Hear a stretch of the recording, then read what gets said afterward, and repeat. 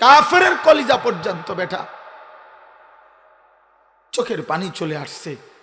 আর তুমি মুসলমানের বাচ্চা, ইমানদারের ঘরে জন্ম নিয়া না ফরমান, সেই নবীকে একটা বারও মনে পড়ে না, যিনি তার 23টা বছর টানা নামাজের জন্য বলে গেছেন।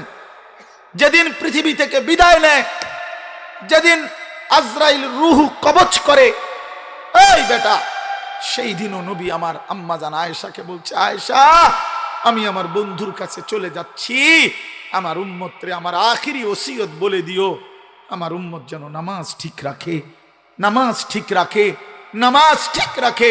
বইল, উম্মত রে, তোমাদের নবী শেষ ওসিয়ত করে গেছে, তোমরা উম্মত নামাজ ঠিক মতো পড়ো, তোমাদের নবী জান্নাত ঠিক রাখবে তোমাদের। হায় রে গাদ্দার, কোন মার ঘরে জন্ম নিলি? বেনামাজি সন্তান, কোন বাপের ঘরে জন্ম নিলি? নিজের কুকুর বিড়াল বানায়ও না, ইনসান বানাও, মানুষ হও, মুসলমান হও। মায়ের দুধের হক দিতে হবে, মায়ের পেটের হক দিতে হবে, মায়ের 9 মাসের কষ্টের প্রতিদান দিতে হবে। বাপ, এতটা অস্থির হইও না বাপ। মদের আড্ডা, জুয়ার আড্ডা, নারীর আড্ডায় জিন্দিগি শেষ করে দিও না আমার বাপ।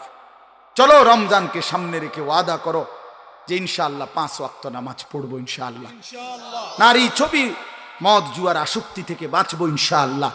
বলো নওজোয়ান, বলো। আমার একটা অনুরোধ, যাদের বয়স 30-এর নিচে, 30-এর উপরে যাদের বয়স, তারা উঠেন না, বসেন, যেমনে আছেন এমনি বসান। বাকি 30 বছরের নিচে যাদের বয়স, তোমরা দাঁড়ায় বলো, বলো ইনশাআল্লাহ। ওই নওজোয়ান সবার আগে দাঁড়াইছে, বলো ইনশাআল্লাহ, বলো ইনশাআল্লাহ।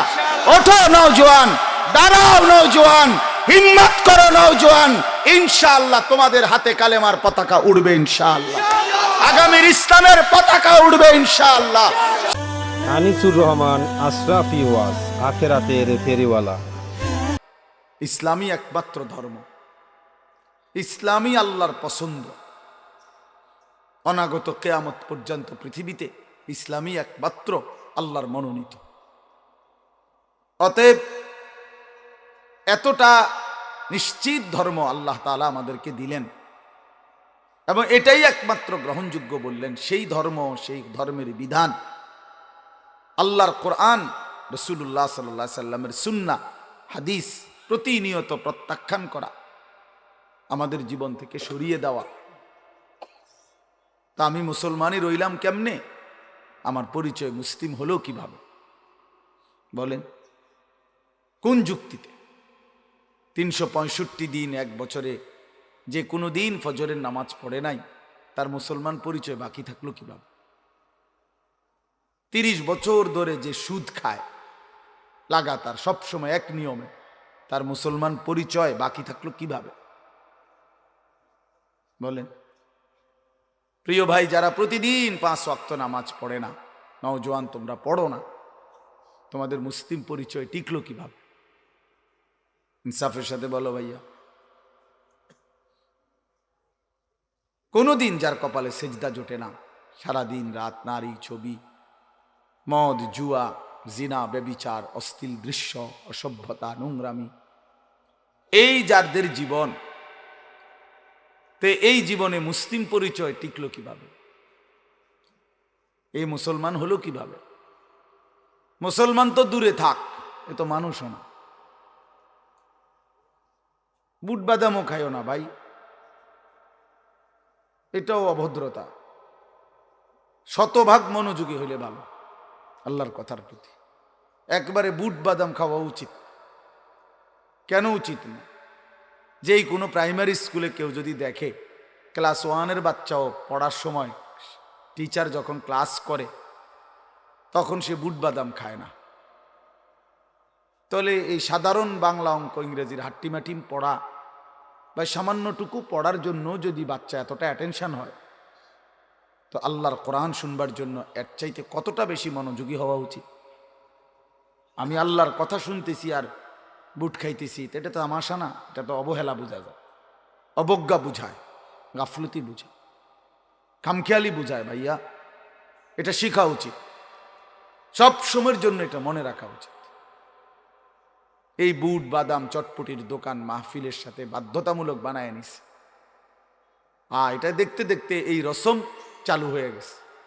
এখন সব জায়গার মাহফিলে এই দোকানদারদেরকে ডিঙ্গাইয়া ঠেল্লা ধাক্কাইয়া মানে কষ্ট কইরা তারপরে প্যান্ডেলে আসতে হয়, ওয়াজে আসতে হয়। মাঝপথে অনেক ছেলে আটকায়া যায়, হয়তো রওনাই দিছিল মাহফিলে, বাবা মাও জানে, বাড়ির থেকে বলে আসছে মারে, মা ওয়াজে যাইতেছে, কিন্তু বেচারা এই চটপটি এবং বুট বাদামের দোকানে আটকায় গেছে। অফো, সামান্য 10 টাকার বুট, 30 টাকার এক প্লেট চটপটি তারে আল্লাহর কথা থেকে বঞ্চিত করে দিছে,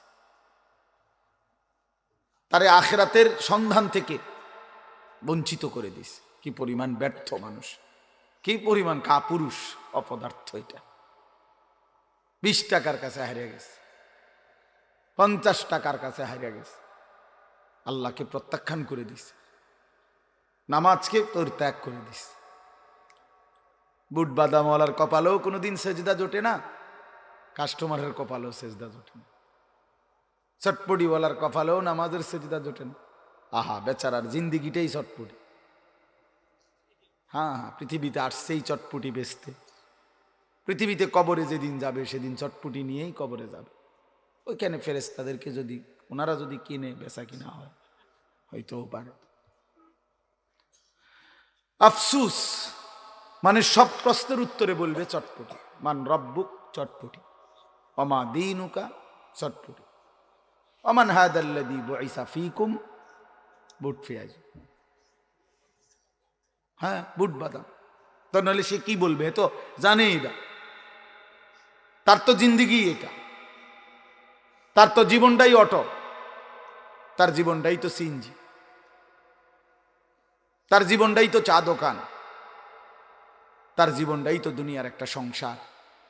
এই বউ বাচ্চা, স্ত্রী সন্তানের ঘর বাড়ি দালান বিল্ডিং, খাট পালং ফার্নিচার আসবাবপত্র বাজার সদাই, এগুলোর ব্যবস্থা করা রাত দিনের এটাই জীবন, এটাই ফিকির। মা হিয়া ইল্লা হায়াতুনা দুনিয়া নামুতু ওয়া নাহইয়া। আল্লাহ তাআলা বলেন, কাফের বেঈমানদের বক্তব্য হলো জীবন মানে শুধুই দুনিয়া, খাবো পড়বো বাঁচবো মরবো, এরই নাম জীবন, খালাস, আর কিছু নাই।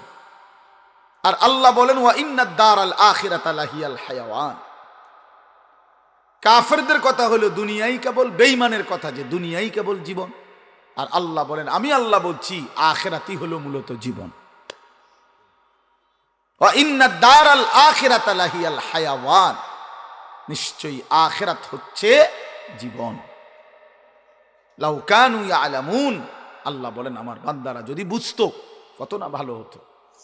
হায় বান্দা যদি বুঝতো যে আখিরাতই জীবন, কত না ভালো হতো। অথচ সে শুধু দুনিয়া বুঝলো।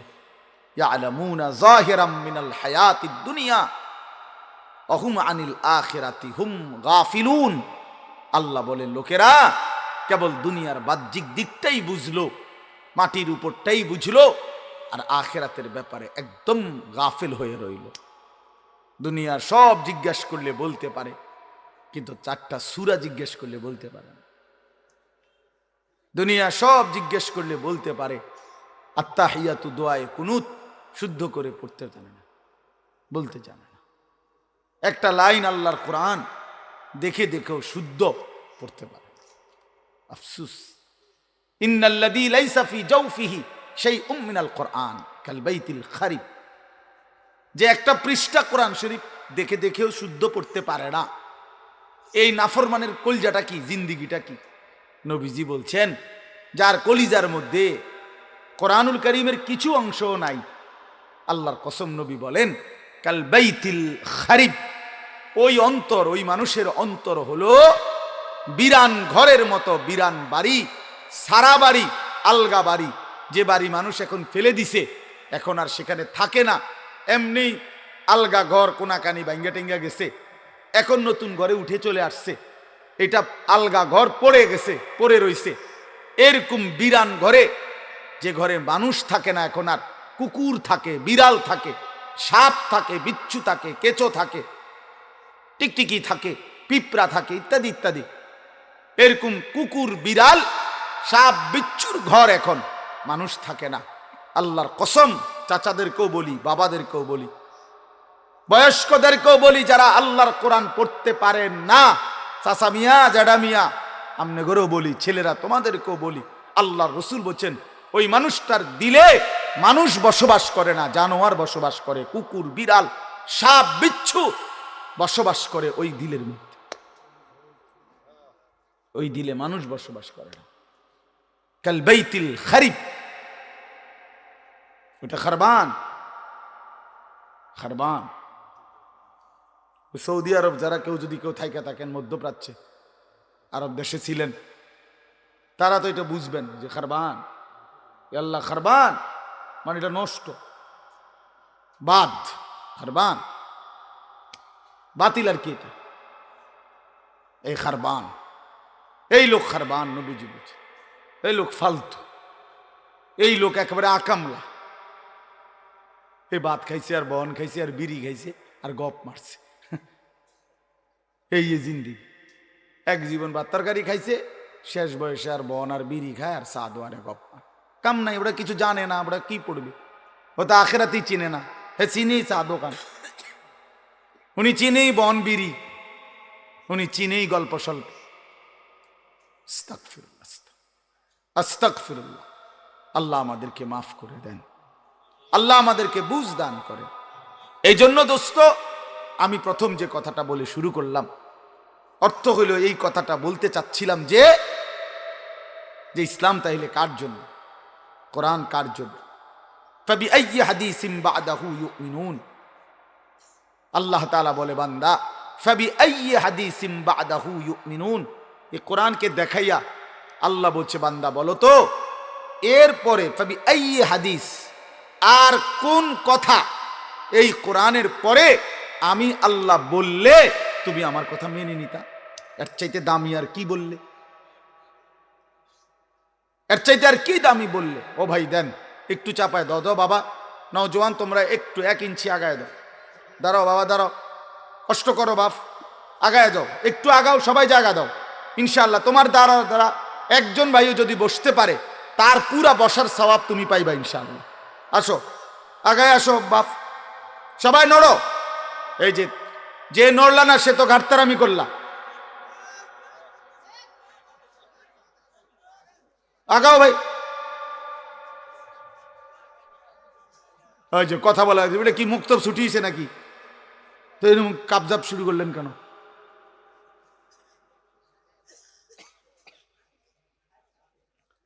এই চাচার জায়গাটাতে আরো 2 জন ঢুকো ভাই, নওজোয়ান, ওই যে লাল সোয়েটার ভাই, আপনি এন্দি আসেন,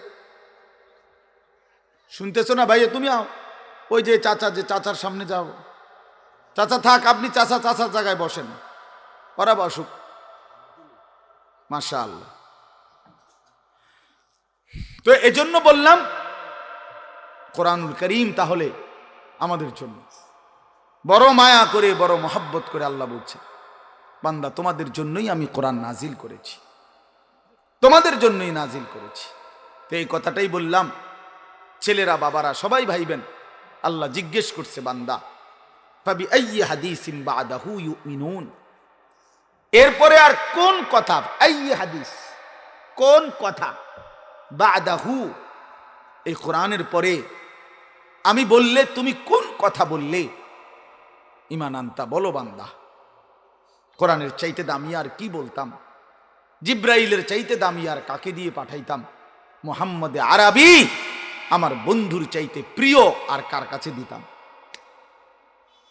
কোরআন আমি নাজিল করলাম, জিব্রাইলের মতো শ্রেষ্ঠতম সাইয়্যিদুল মালাইকা, আমার কোটি কোটি ফেরেশতার মধ্যে সর্বশ্রেষ্ঠ ফেরেশতা যে, নাযালা বিহির রূহুল আমিন, যিনি রূহে আমিন, বিশ্বস্ত আত্মা, যে 1 সেকেন্ডের জন্য আমার হুকুমের কোনো দিন ব্যতিক্রম করে না। জি কুওয়াতিন, যে জিব্রাইল ভীষণ শক্তিওয়ালা,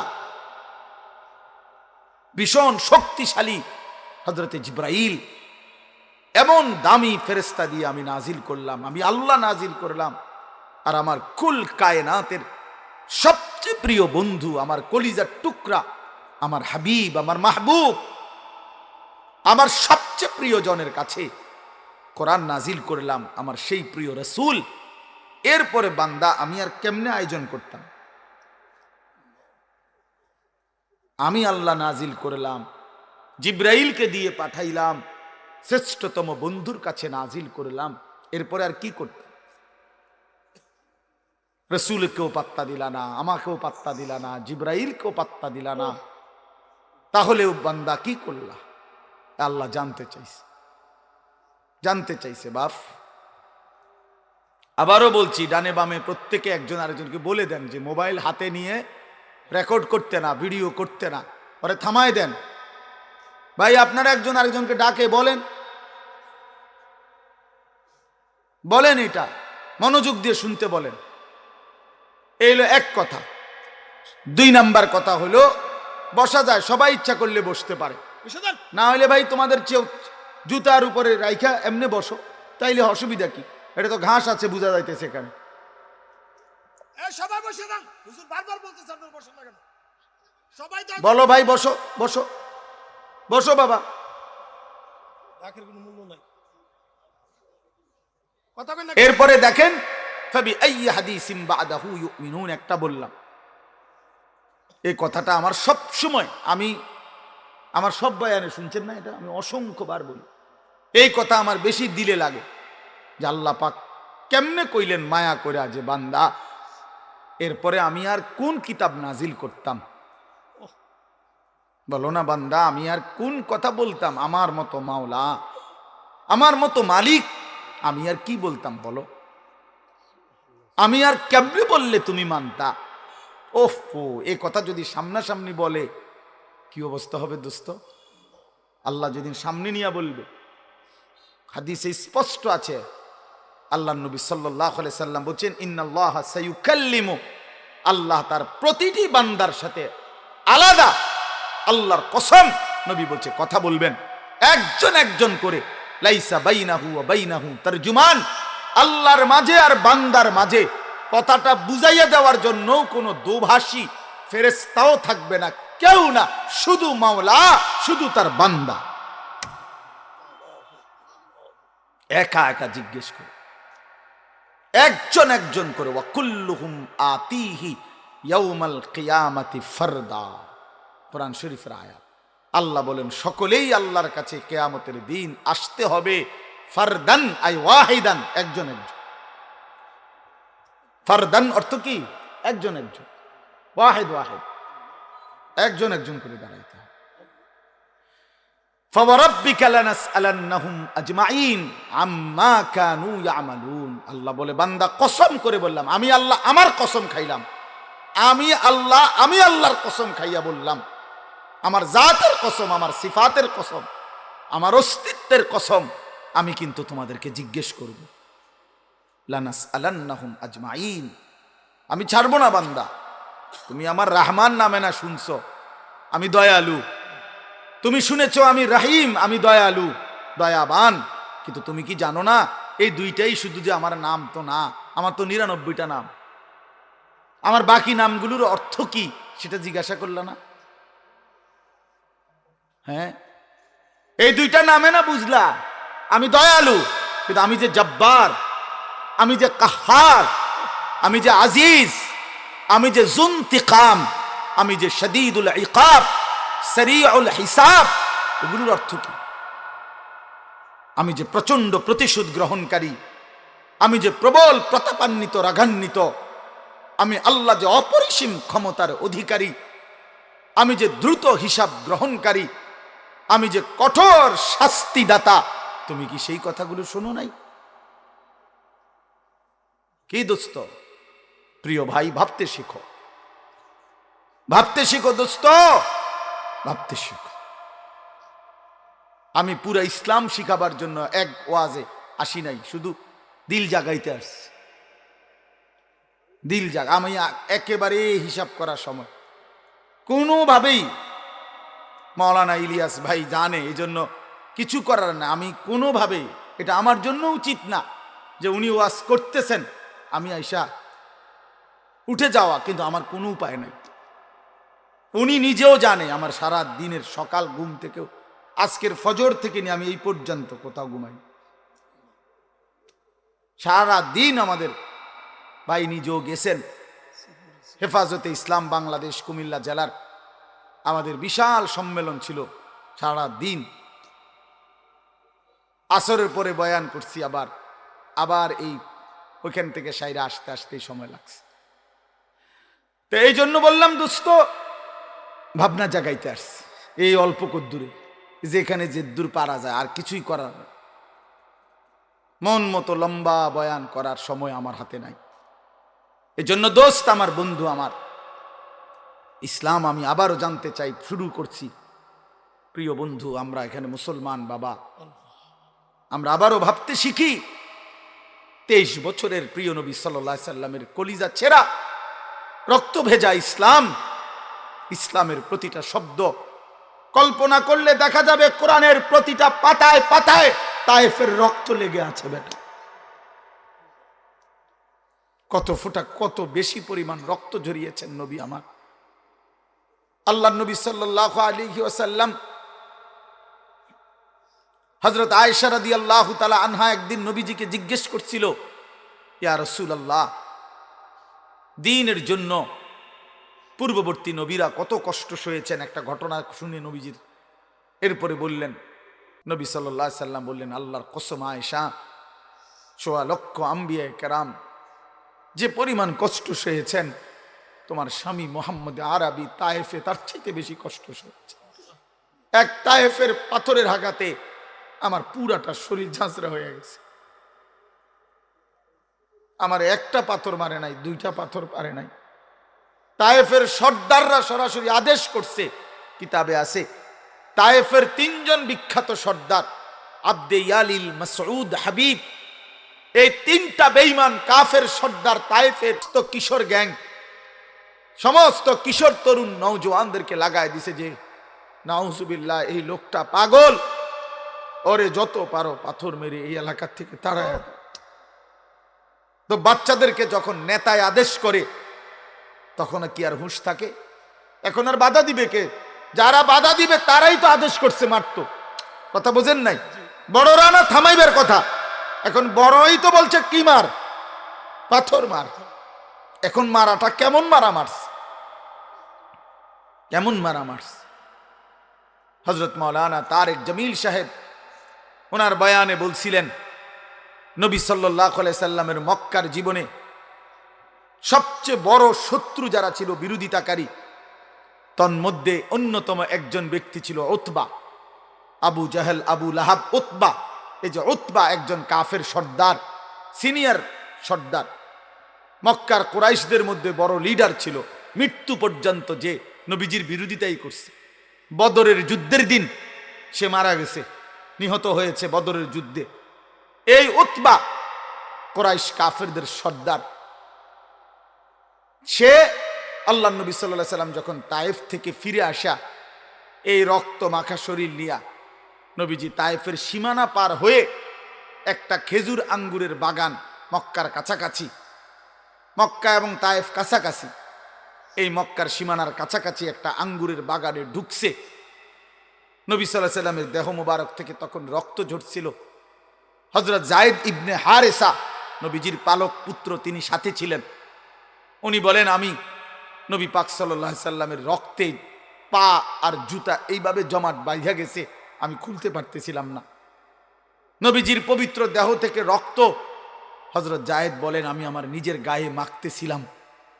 এই সময় এই বাগানে বসা অবস্থায় নবীজির এই দুশমন উতবা, এই উতবা এই বাগানের মালিক ছিল। এই উতবা ঘটনাচক্রে সেই প্রথম নবীজিকে এই রক্তাক্ত অবস্থায় দেখছে। সে ওই দিন ওই সময় বাগানে ছিল, নিজ বাগানে।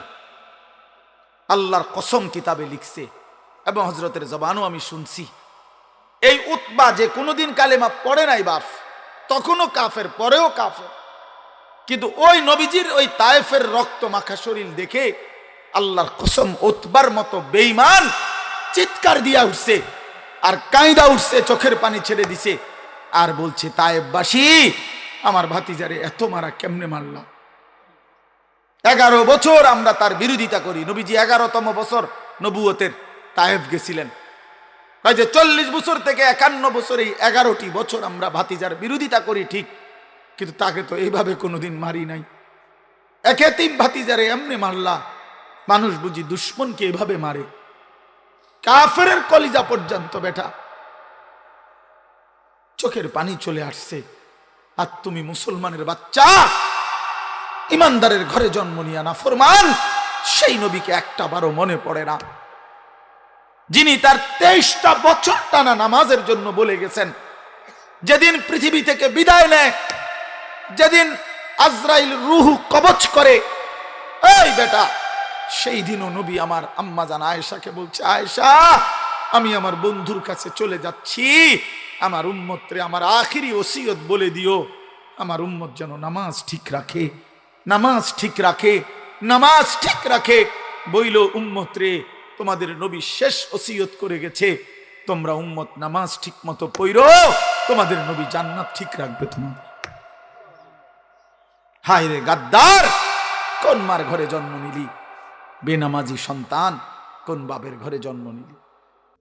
কোন মুসলমানের ঘরে জন্ম নিলি? নাফরমান, কেমনে পারলি বাপ এক ওয়াক্ত নামাজ পড়ে এই কুকুর বিড়ালের জিন্দেগি কাটাইতে, এই জানোয়ারের জীবন কাটাইতে কেমনে পারল? হ্যাঁ, কেমনে পারলা?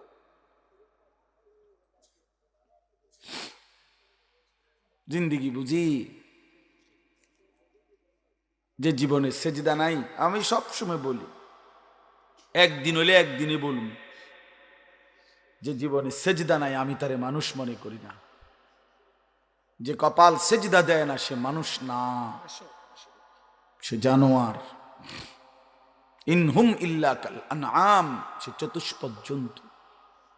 কোরআন শরীফে আছে বাপ, সূরা আরাফের মধ্যে, ফাআতবাআহু শাইতান, শয়তান যার পিছে লাগছে, আখলাদা ইলাল আরদ, জমিনকেই যে নিজের স্থায়ী ঠিকানা মনে করেছে, পৃথিবীকে, ওয়াত্তাবাআ হাওয়াহু, মনের ইচ্ছা মতো যে চলে।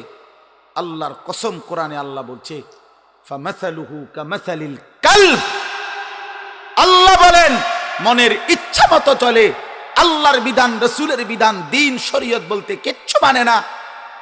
এবং শয়তান যার অনুসারী, আল্লাহর পাক কোরআনে বলেন ফামাসালুহু কামাসালিল কালব। বলেন মাওলানা ইলিয়াস ভাই, আপনি বলেন এই আয়াতের অর্থ কি, এই শব্দের অর্থ কি? আল্লাহ বলছেন ওই ব্যক্তির উদাহরণ কুত্তার মতো, কুত্তার মতো, কুত্তার মতো, কুত্তার মতো। এটা তুই কুত্তার মতো, তুই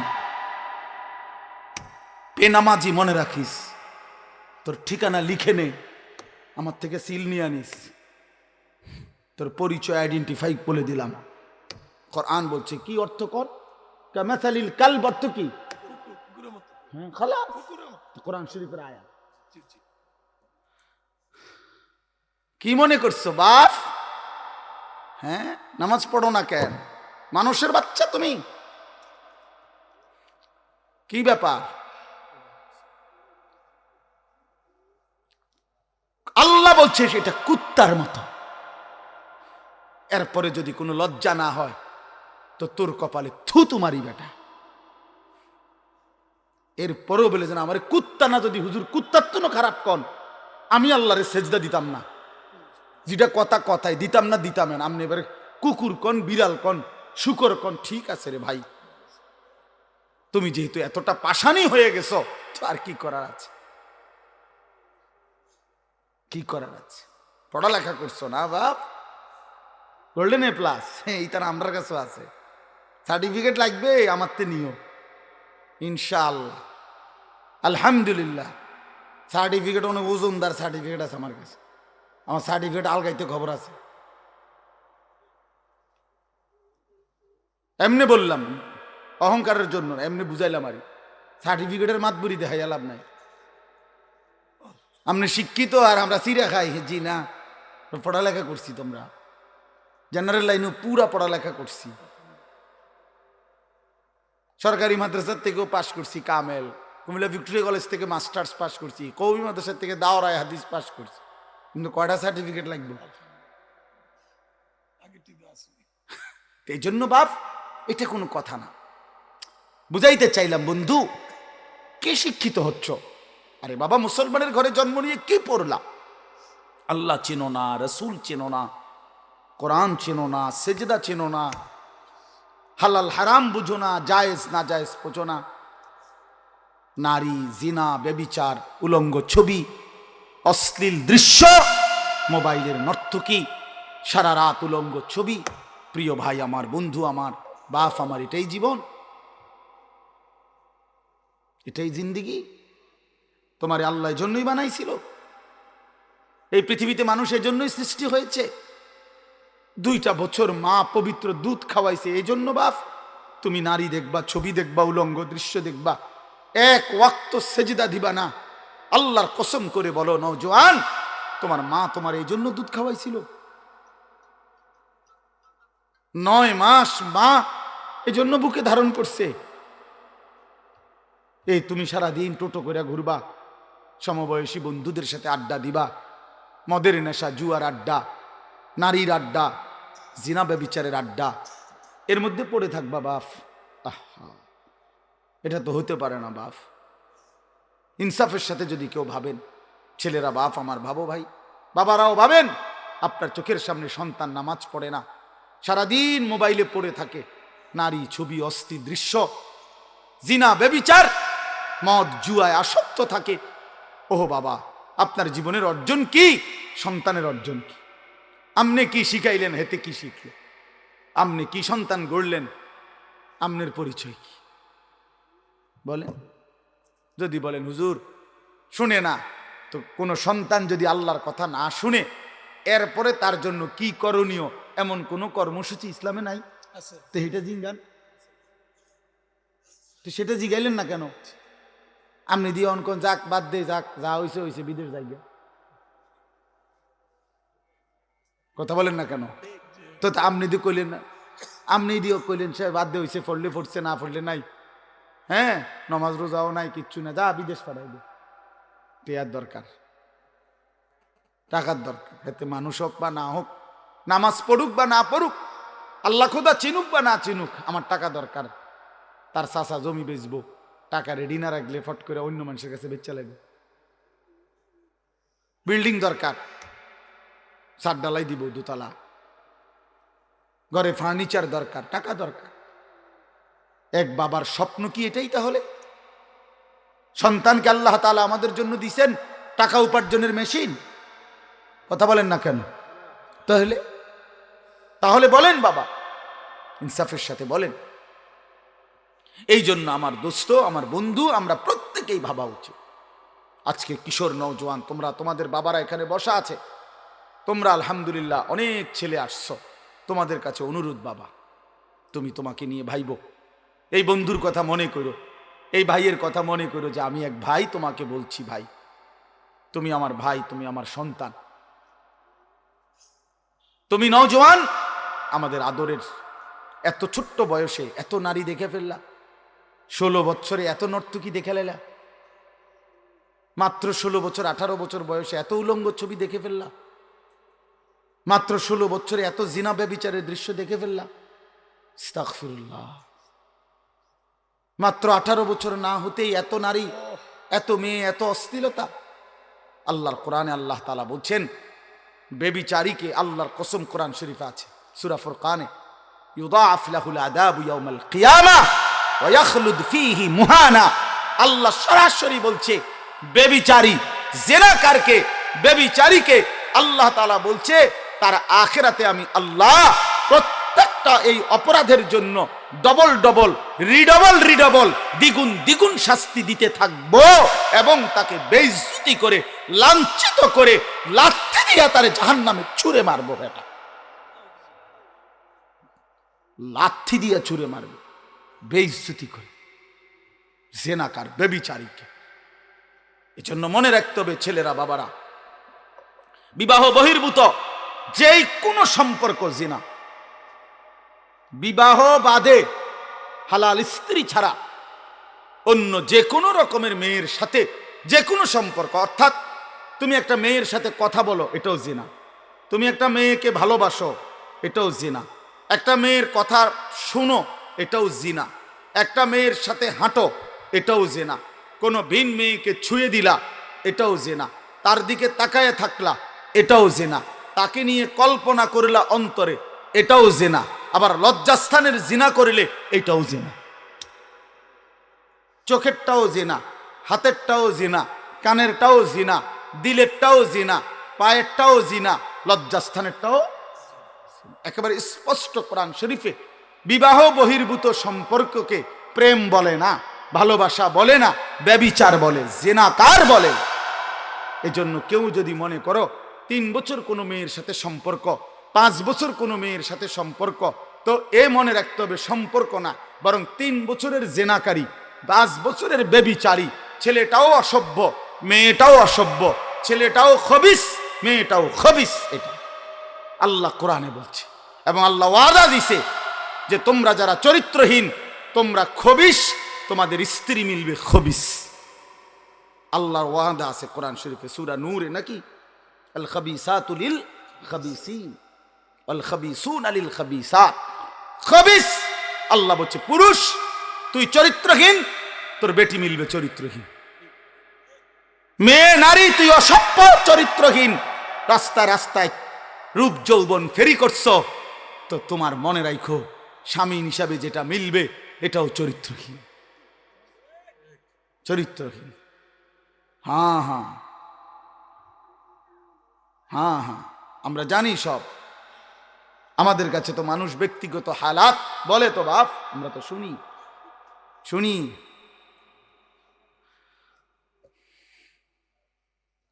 শুনি বাবা, নওজোয়ান ছেলেদের হালাতও শুনি, বিবাহ পরবর্তী পরকীয়ার আসক্তি, জিনা ব্যভিচারের আসক্তি, এটাও আমরা জানি।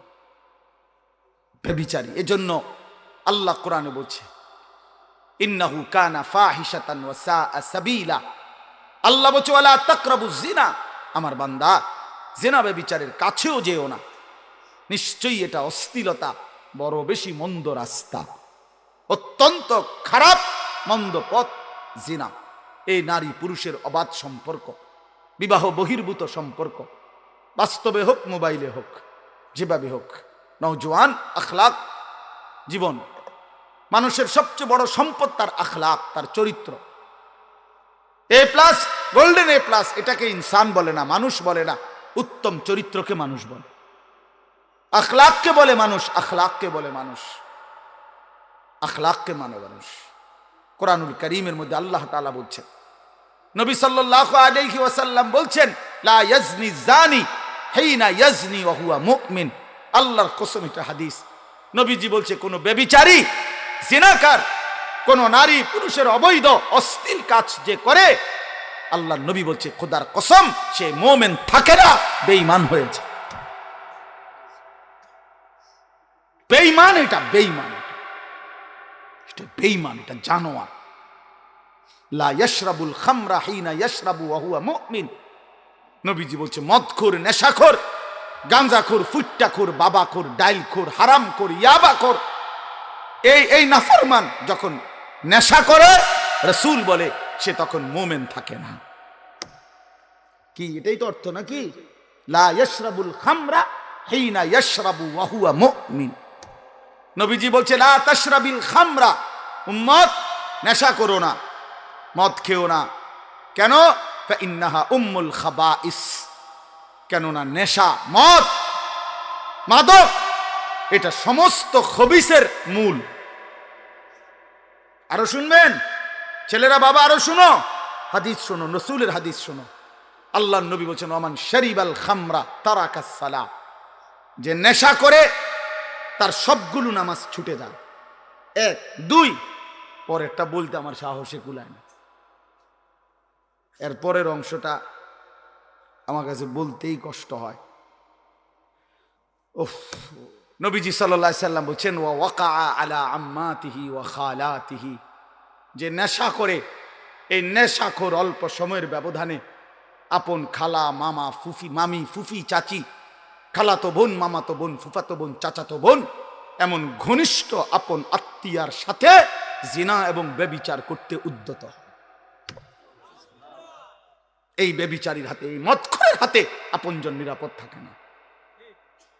এই জানোয়ারের হাতে আপনজন নিরাপদ থাকে না। রাসূল বলছে, অতএব মিথ্যা হইতে পারে না। কে বলছেন এটা? নবী সাল্লাল্লাহু আলাইহি সাল্লাম বলছেন। ভাবতেছেন বিষয়টা কেমন কঠিন, কেমন জটিল, কেমন জটিল। এই পৃথিবীতে 3টা ভাই বোন, 4টা ভাই বোন বড় বেশি স্পর্শকাতর, চরিত্রহীনতার অবাধ সুযোগ মিলে যায় যদি অভিভাবকের কঠোর নজরদারি না থাকে। এই চারটা ভাই বোন, খালাতো বোন, মামাতো বোন, চাচাতো বোন, ফুফাতো বোন, এই 4 ভাই বোন, খালাতো ভাই বোন, চাচাতো ভাই বোন, ফুফাতো ভাই বোন, মামাতো, এই 4টা ভাই বোন দেখতে তো অনেক ভালো, আপনজন, কিন্তু এই আপনজনের ছেলে মেয়েকে যদি অবাধ সুযোগ দেওয়া হয়, আল্লাহর কসম এর পরবর্তী গন্তব্যই জিনা ব্যভিচার। জিনা ব্যভিচার। এজন্য ওই মা হাসরের ময়দানে কাঠগড়ায় দাঁড়াইতে হবে যে তার মেয়েকে এমন ছেলের সাথে সম্পর্ক করতে দিছে। ওই বাবাকে কাঠগড়ায় দাঁড়াইতে হবে যে তার ছেলেকে এমন অসৎ সম্পর্কের দিকে ঠেলে দিছে। এজন্য দোস্ত, নওজোয়ান, মদের নেশা থেকে ফিরো ভাই, নারীর নেশা থেকে ফিরো। আল্লাহর নবী বলছেন, ফাত্তাকুদ দুনিয়া ওয়াত্তাকুন নিসা। নবীজি বলছেন, উম্মত, দুনিয়ার ধোঁকা থেকে বেঁচে থাকো, নারীর ধোঁকা থেকে বেঁচে থাকো। বেপর্দা নারীর হাসি না, আগুন। বেপর্দা নারীর শরীর, রূপ, যৌবন, এটা যৌবন না, শরীর না, এটা আগুন, এটা আগুন, এটা আগুনের গোলা, এটা আগুনের টুকরা, এটা জাহান্নামের আগুন, এটা জাহান্নামের আগুন। এই জন্য আমি অনুরোধ করছি, আমার ছেলেরা, আমার সন্তানেরা, আমার বাবারা, আমার ভাইরা, আমার বন্ধুরা, তোমরা ফিরে আসো বাপ। একটা উদ্দেশ্য নিয়ে এই আয়াতটা পড়ছি, এবার আমি এটা বললেই আমার কথা শেষ। উদ্দেশ্যটা হলো, আল্লাহ নবী সাল্লাল্লাহু আলাইহি ওয়াসাল্লাম বলছেন, যুবকদেরকে লক্ষ্য করে আপনারা বাবারাও উপদেশ দিবেন আপনাদের ছেলেদেরকে। নবীজি সাল্লাল্লাহু আলাইহি ওয়াসাল্লাম বলেছেন, এক মানুষের যৌন চাহিদা, লজ্জাস্থানের চাহিদা, নারীর আসক্তি কমানোর জন্য সবচেয়ে কার্যকর পরীক্ষিত প্রতিষেধক ঔষধ, অ্যান্টিবায়োটিক, আল্লাহ নবী বলছেন রোজা। ফাইন্না সাওমা লাহু বিজাউন, নিশ্চয়ই রোজার মধ্যেই রয়েছে যৌন শক্তি নিয়ন্ত্রণের, যৌবনের চাহিদা নিয়ন্ত্রণের প্রতিষেধক। রাসূলুল্লাহ সাল্লাল্লাহু আলাইহি সাল্লাম বলছেন, কোন যুবক যদি নিয়মিত রোজা রাখে, ধারাবাহিকভাবে রোজায় অভ্যস্ত হয়, মাহে রমজান সামনে, একটা মাস যত্ন নিয়ে যদি সে সুন্দর করে রোজা রাখে, একটা মাস যদি সে আল্লাহর সাথে ওয়াদাবদ্ধ হয়ে, চুক্তিবদ্ধ হয়ে, যে মালিক আমি ওয়াদা দিলাম, যা হয়েছে ভুল হয়েছে মাওলা, আমার পিছনের জিন্দিগি আমি ভুল করেছি, তওবা করে এবারের রমজান আমি রোজার মাধ্যমে আমার চরিত্র হেফাজতের সিদ্ধান্ত নিলাম, আমি আর নাফরমানি করব না, 5 ওয়াক্ত নামাজ পড়বো, রোজা রাখবো, ইফতার, সাহারি, তারাবি 20 রাকাত, তাহাজ্জুদ, দোয়া, মুনাজাত, রমজানটা সুন্দরভাবে জীবনটা কাটাবো মাওলা। আল্লাহর কসম, আল্লাহ ওয়াদা দিছে, বান্দা লাআল্লাকুম তাত্তাকুন, তাহলে আমি 1 মাসেই তোমাকে, 1 রোজাতেই তোমারে মুত্তাকি বানায় দিব, ঈদের চাঁদ উঠলে জান্নাতে উঠায়া দেব, ঈদের চাঁদ উঠলেই জান্নাতে দিয়ে দেব। 1 মাস, 30 দিন, 31 দিনে যাবে না, 30 দিনে ফ্লাইট। ইয়া আইয়ুহাল্লাযীনা আমানু, হে ঈমানদারগণ, যেন রব্বুল আলামিন বললেন, মুমিন, ঈমানের পাসপোর্টটা আমার হাতে দাও। আল্লাহ বললেন, বান্দা, ঈমানের পাসপোর্ট আমার কাছে দাও, আমি নিলাম। এবার কুতিবা আলাইকুমুস সিয়ামু কামা কুতিবা আলাল্লাযীনা মিন ক্বাবলিকুম, আমি রব্বুল আলামিন তোমার উপরে রোজা ফরজ করলাম, পূর্বসূরীদের উপরেও ফরজ করেছিলাম। এই একটি মাস তুমি আমার হুকুম মেনে মাহে রমজানের কদর করে রোজা এবং রোজার সাথে সম্পৃক্ত যাবতীয় বিধান সর্বোচ্চ মনোযোগ দিয়ে গুনাহ থেকে, পবিত্র থেকে পালন করো বান্দা। একটা মাস সময় নিলাম, পাসপোর্টও আমি জমা নিলাম, আল্লাহ বলেন যদি ঠিক মতো 30 দিন যত্ন নিয়ে মাহে রমজান কদর করো, রোজা রাখো, গুনাহ থেকে বাঁচো, লাআল্লাকুম তাত্তাকুন, 30 দিনের ভিতরেই তোমাকে আমি মুত্তাকি বানিয়ে দেব। আর যে মুত্তাকি হবে, উইদ্দাত লিল মুত্তাকিন, আল্লাহ বলে জান্নাত বানানোই হয়েছে মুত্তাকিদের জন্য। অতএব 30 দিনের ভিতরেই পাসপোর্টে ভিসা লাগায় দেব, ঈদের দিন ফ্লাইট, ঈদের দিন ফ্লাইট। হাদিসে আছে ঈদের দিন যখন ইমানদার রোজাদার পুরা একটা মাস আল্লাহর হুকুম ঠিক মতো পালন করছে, ওহ মজার বিষয় না, ইমানদার যখন ঈদগাহে রওনা দেয়, নামাজের জন্য রওনা দেয়, ঈদের নামাজ পড়ার জন্য, তো খোদার কসম আল্লাহ ফেরেশতাদেরকে ডাক দিয়ে বলে, ফেরেশতারা আচ্ছা বলো তো, কোন শ্রমিক তার মনিবের আদেশ, তার কাজ, তার মেহনত যদি সে পূর্ণ আদায় করে, তাহলে তার বিনিময় কি হয়, প্রতিদান কি? তখন ফেরেশতারা বলে, মাওলা, কোন শ্রমিক যদি তার মনিবের কর্ম মেহনত ঠিক ঠিক আদায় করে শতভাগ, তাহলে তাকে পারিশ্রমিক দিবেন পূর্ণ, এটাই তো ইনসাফ। তারে যেটা কথা যেটা দেন না, এটাই দিবেন পুরা, টেহা কম দিবেন না, কারণ সে তো কি করে নাই, ফাঁকি দেয় নাই। আল্লাহ তখন বলে, আল্লাহর কসম ফেরেশতারা তোমাদেরকে সাক্ষী রেখে, ও ইজ্জতি ও জালালি ও ইরতিফায়ে মাকানি ও উলুবে মাকানি, আমার ইজ্জতের কসম, আমার মর্যাদার কসম, আমার উচ্চ মহান সম্মানের কসম, আমি আল্লাহ তোমাদেরকে সাক্ষী রেখে বললাম, আমি আমার এই ইমানদার রোজাদার যারা রোজার হক আদায় করছে, আমি তাদেরকে আজ ঈদের ময়দানে মাফ করে দিলাম, মাফ, পারিশ্রমিক দিলাম, যা। তখন হাদিস আছে ফেরেশতারা বলে, ইয়া আইয়ুহান নাস, হে লোক সকল, শুনো খুশখবরি, আমরা এইমাত্র নিজ কানে শুনছি, ইন্নাল্লাহা কাদ গাফারা লাকুম, তোমগরে আল্লাহ মাফ করে দিছে, তারজিউ রাশিদিনা ইলা রিহালিকুম, অতএব তোমরা খুশি খুশি চিত্তে তোমাদের নিজ নিজ ঘরে ফিরে যাও, যাও। একটু পরে বিমান আসবে, উঠবা, জান্নাতের ফ্লাইট উঠবা, ফ্লাইট হয়ে গেছে, ভিসা লাগিয়ে গেছে, বলেন আলহামদুলিল্লাহ। এই জন্য দোস্ত বাবা সবাই মিলে মাহে রমজান সামনে, একদম সামনে, একদম সামনে, একদম সামনে, আর সর্বোচ্চ 30-31 দিন হবে না, এই সর্বোচ্চ 30 থেকে 31 দিনের ব্যবধানে মাহে রমজান, মাহে রমজান। অতএব আমার শায়েখ আল্লামা মুফতি মুশতাকুর নবী কাসেমি হুজুর বলে, সামনে আছে 30 দিন মাহে রমজানের শুভ দিন। হুজুর এটা সবসময় প্রতিদিন বলে, সামনে আছে 31 দিন রহমত মাগফিরাতের শুভ দিন, নাজাতের শুভ দিন, শবে কদরের শুভ দিন, জান্নাত লাভের শুভ দিন, গুনাহ মাফের শুভ দিন। ছোটবেলায় এই একটা উদাহরণ শুধু শুনেন, আপনারা একটু বয়স্করা যারা দেখছেন, ছোটবেলায় আমরাও দেখছি, ছোটবেলায় আগে আমগো ছোট্ট থাকতে যেহেতু যখন বুঝেছিলাম 10-12 বছর বয়সে আমরা দেখছি, তখন তো দেশি মুরগি, বাড়ির ফালুন্না মুরগি দিয়েই মেহমানরে আপ্যায়ন করত। তো সকালবেলা 7টা-8টা বাজে মুরগি ছেড়ে দিছে বাড়িতে, আমার নানার বাড়িতে আমি বহুত দেখছি।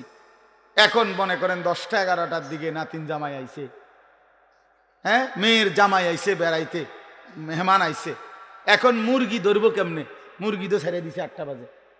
তো তখন নিয়ম ছিল, আমার নানার বাড়িতে দেখতাম পুরা বাড়ির 4 ঘর আমার মামারা, তো বাইর হইবার রাস্তা একটা, মানে একটা বাড়ির থেকে একটাই দরজা, টিনের দরজা ছিল, এইটার গোড়ার মধ্যে জাল লাগাইতো, জাল এরকম জাল টানাইতো, আর এই বেড়িতে মিল্লা পুরা বাড়ির থেকে মুরগিটারে দৌড়াই আইনা সব দিক থেকে এখান দিয়ে আইনা বাইর করার চেষ্টা করতো। মুরগি যখন এদিক দিয়ে দৌড় দিত, জালে আটকায় যাইত, তখন ধরতো, ওইটা জবাই করতো। আমি অনেক দেখছি, আমরাও ধরছি। তো এর রমজানে এমন, রমজানে আল্লাহ নবী বলছেন, আল্লাহ জাহান্নামের সব দরজা বন্ধ করে দেয়, সমস্ত শয়তান শেকলে বন্দি করে দেয়, শুধু জান্নাতের দরজা খোলা থাকে। আল্লাহ বলে, যেন বান্দা জাহান্নামের দরজা বন্ধ, শয়তান শিকলে বন্দি, তোমারে কেউ নষ্ট করতে পারবে না, জাহান্নামেও ফেলতে পারবে না। জেন দিয়ে রাস্তা পাও, তুমি হাঁটা শুরু করো, যেখান দিয়েই ঢুকো শুধুই জান্নাত, শুধুই জান্নাত, শুধুই জান্নাত। কারণ দরজা খোলা তো শুধু জান্নাতের। তুমি জেন দিয়ে যাও, কুড়ি দিয়ে আইও, আর সৌমুনি দিয়ে আইও, আশুগঞ্জ দিয়ে আইও, আর ভৈরব দিয়ে আইও, কুমিল্লা দিয়ে আইও, আর চীন দিয়ে আইও, জাপান দিয়ে আইও, আর লন্ডন দিয়ে আইও, শুধু কি দরজা খোলা? শুধু কিসের? জান্নাত। অতএব শুধু জান্নাত, শুধু জান্নাত। এই জন্য দোস্ত, বন্ধু, মেহেরবানি করে এবারের রমজান আসন্ন, এই রমজানে তোমরা যুবক যদি আমার কথা একটু বুঝে থাকো, প্রিয় ভাই, নিজেরে জানোয়ার বানায়ও না, নিজেরে কুকুর বিড়াল বানায়ও না, ইনসান বানাও, মানুষ হও, মুসলমান হও। মায়ের দুধের হক দিতে হবে, মায়ের পেটের হক দিতে হবে, মায়ের 9 মাসের কষ্টের প্রতিদান দিতে হবে। বাপ, এতটা অস্থির হইও না বাপ, মদের আড্ডা, জুয়ার আড্ডা, নারীর আড্ডায় জিন্দিগি শেষ করে দিও না আমার বাপ। চলো রমজানকে সামনে রেখে ওয়াদা করো যে ইনশাআল্লাহ 5 ওয়াক্ত নামাজ পড়বো ইনশাআল্লাহ, নারী, ছবি, মদ, জুয়ার আসক্তি থেকে বাঁচবো ইনশাআল্লাহ। বলো নওজোয়ান, বলো। আমার একটা অনুরোধ, যাদের বয়স 30-এর নিচে, 30-এর উপরে যাদের বয়স, তারা উঠেন না, বসেন, যেমনে আছেন এমনি বসান। বাকি 30 বছরের নিচে যাদের বয়স, তোমরা দাঁড়ায় বলো, বলো ইনশাআল্লাহ। ওই নওজোয়ান সবার আগে দাঁড়াইছে, বলো ইনশাআল্লাহ, বলো ইনশাআল্লাহ। ওঠো নওজোয়ান, দাঁড়াও নওজোয়ান, হিম্মত করো নওজোয়ান, ইনশাআল্লাহ তোমাদের হাতে কালেমার পতাকা উড়বে ইনশাআল্লাহ, আগামীর ইসলামের পতাকা উড়বে ইনশাআল্লাহ, সারা পৃথিবীতে ইসলামের আলো ছড়াবে ইনশাআল্লাহ। যুবকের সেজদা দিলে তোমরা নামাজি হলে ইনশাআল্লাহ ইসলামী হবে এই মাটির ধর্ম ইনশাআল্লাহ। বসো বাপ, কাজে খামখেয়ালি করো না, হাসি ঠাট্টা করে উড়ায় দিও না। আল্লাহ তাআলা আমাদের যুবকদেরকে, বাবাদেরকে, ভাইদেরকে, আজকের মাহফিলের ইন্তেজামওয়ালাদেরকে মাফ করে দেন, আমিন। সুবহানাল্লাহি ওয়া বিহামদিহি। জি, মেহেরবানি করে বাপ, অনুরোধ আমার, আমি অনেক দূরে যাইতে হবে দোস্ত, আমার আল্লাহর দোহাই, আমারে কষ্ট দিও না। তোমরা উঠাউঠি করে আমি মুসাফা করব না কারোর সাথে, আমি কারোর সাথে হাত মিলাবো না, কাজে দয়া করে আমি চলে যাইতে হবে। মাওলানা সাহেব আসছেন, মেহেরবানি করে প্রত্যেকেই সুন্দর করে জমে আরো কিছুক্ষণ বয়ান শোনো বাপ, শুনে দোয়া করে এরপরে যাইও। আল্লাহ তাআলা বরকত দান করেন। মাওলানা সাহেব ঢাকা থেকে আসছেন, কাজেই দয়া করে আমরা প্রত্যেকে ইনশাআল্লাহ মহব্বতের সাথে মাওলানা বয়ান শুনে আমরা একসাথে তোমরা মুনাজাত করে যাইও। আল্লাহ সবাইরে কবুল করেন।